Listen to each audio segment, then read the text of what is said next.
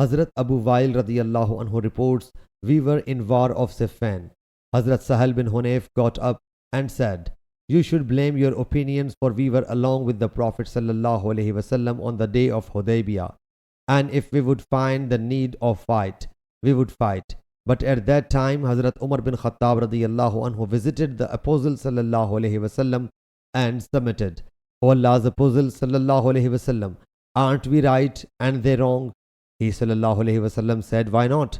He submitted, aren't our martyrs in paradise and their killed ones in hell? He sallallahu alaihi wasallam said, why not? He submitted, then why should we remain suppressed in our religious affairs?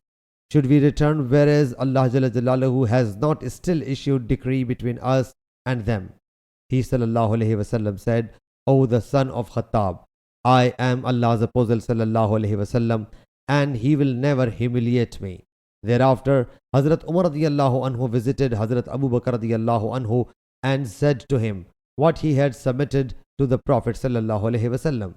He, Hazrat Abu Bakr, thereupon said, undoubtedly he is Allah's Apostle sallallahu alaihi wasallam, and Allah Jalla Jalaluhu will never disgrace him.